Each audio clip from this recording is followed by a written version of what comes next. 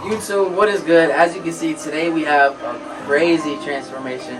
How long has it been since you got a haircut, bro? About a year. A year? That's yes, crazy. So today, he asked for a burst fade. So we're going to do a big chop with the length on top. Give him a nice clean fade on the side. So let's get into it. I'm excited, man. You excited? Yes, sir. Let's get it. Yes, sir.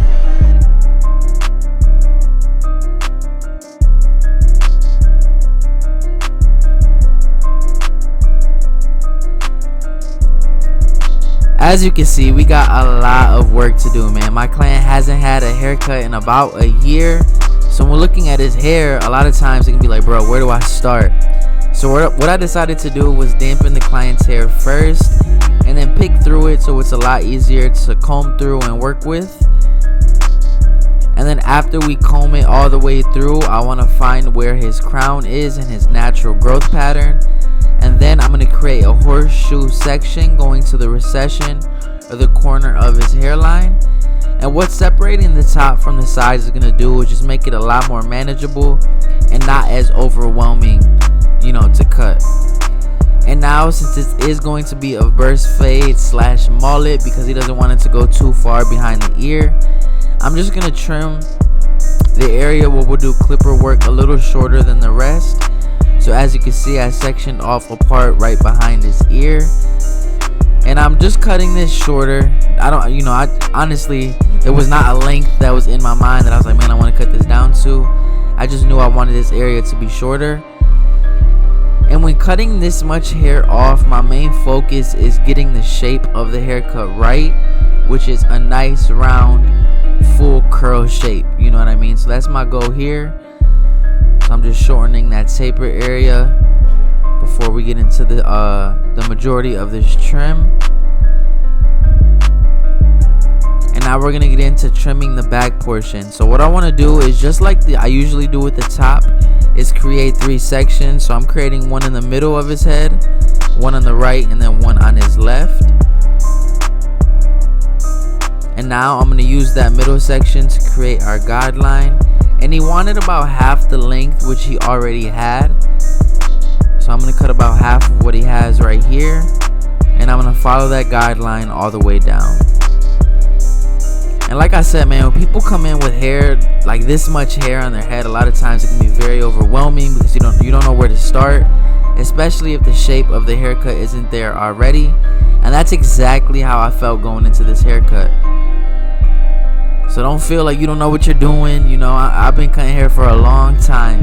And even me, it's like, all right, man, we got work to do. We got to lock in. We got to focus and make it happen. All right.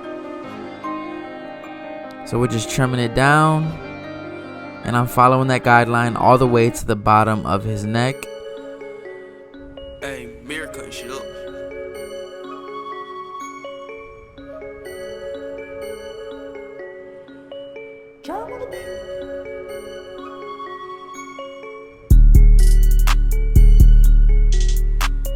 Staying real consistent, real clean here, making sure we see our guidelines. So right there, I just wanted to trim all the way across with that middle guideline we established, because it's gonna make it a lot easier to do the rest. So I'm following that length all the way across here. And then after we do that, I'm gonna pull it back vertical, and I'm gonna trim all the rest of the length in the back of the hair to that guideline I created, as you can see. So when I come in with my comb like this, you'll see towards the inside of my finger is where the guideline is, and then all the hair that is longer will trim to that length. So I'm doing the same thing right here.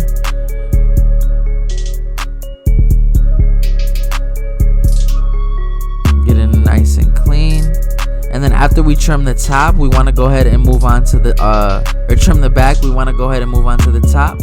And we're just going to create 3 sections on the top of the head as well. One in the middle, one on the left, and then one on the right. And now we're going to pull up that middle section, and we're taking off about half the length of what he has here, just like we did in the back.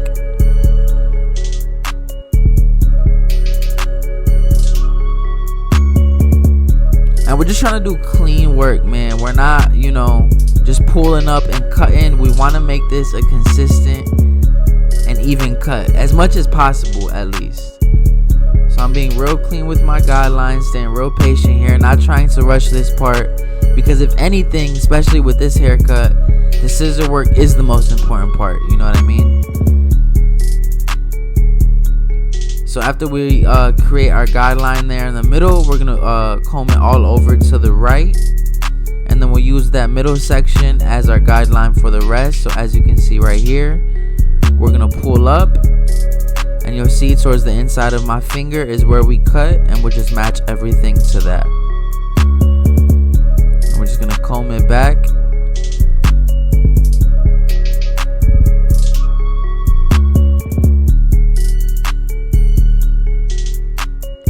Especially when a client comes in with this much hair, you don't want to go straight into the clipper work, because you don't want to risk, you know, cutting off too much. And as well, especially since this is my first time cutting this client's hair, I don't really know what his head shape is like, right? But when the hair is wet and you're combing through it, you get a better feel for the head shape, and you know, everything you need to take into consideration when doing the cut. So definitely trimming it first will make it a lot more less overwhelming, especially when fading. So I always suggest trimming it first and then doing the fading portion with the clippers.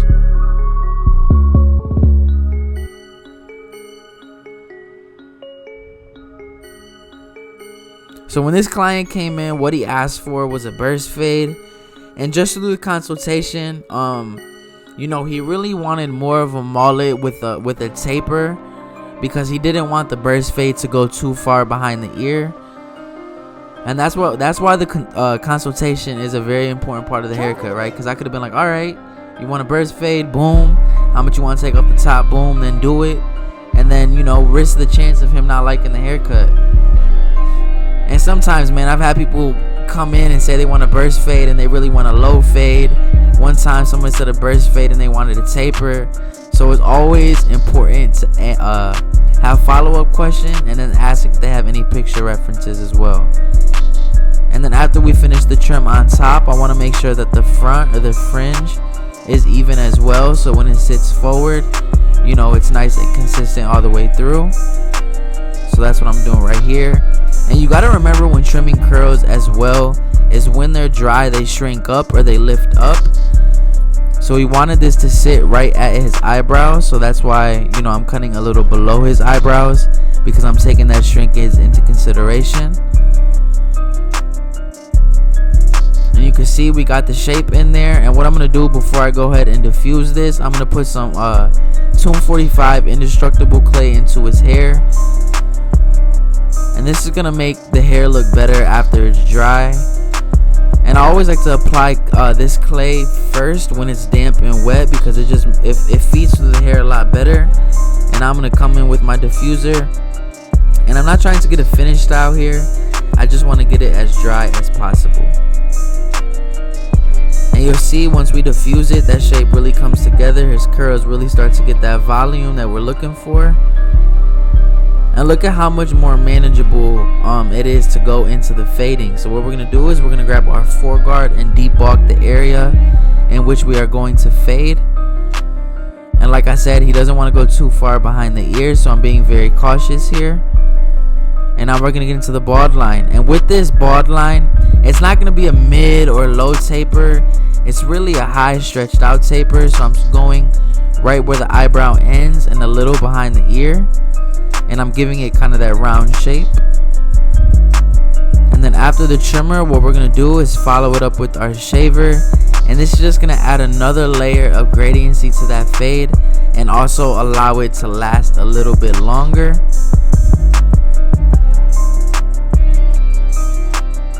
And now we're going to come in lever open on our clipper. And like I always say, we're going to go up about a finger's width here, still maintaining that burst kind of shape.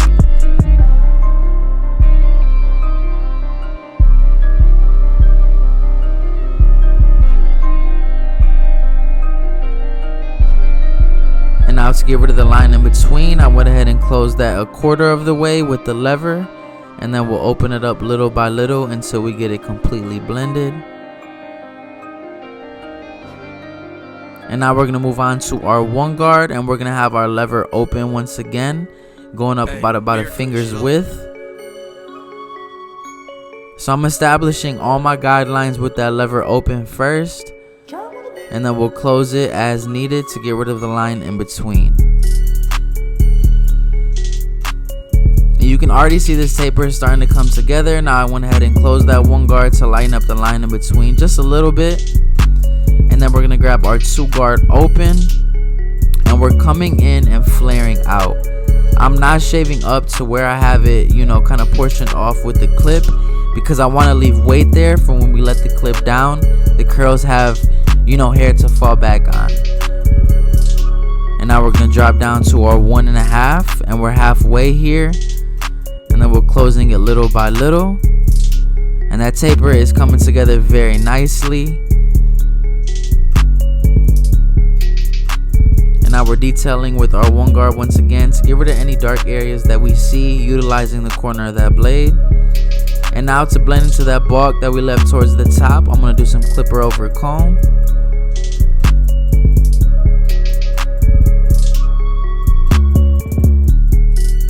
And now I'm going to line up his arch just to frame it a little better, make it look a little cleaner. Starting at the top of the arch, going to the bottom and meeting it in the middle.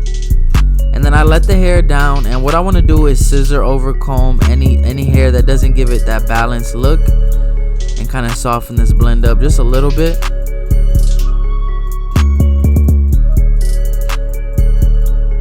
And then I went ahead and lined up you know, the back, but I forgot to record that part, but we could just cleaned up natural, gave it a nice round shape.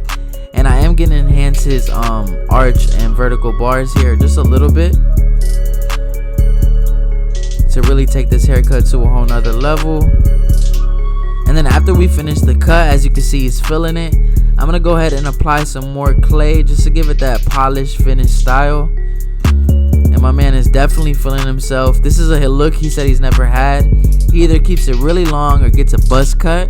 But fam, this is how my man came in looking like Will Ferrell. This is how we left leaving, alright? If this video helped you in any way, shape, or form, make sure you leave a like and a comment.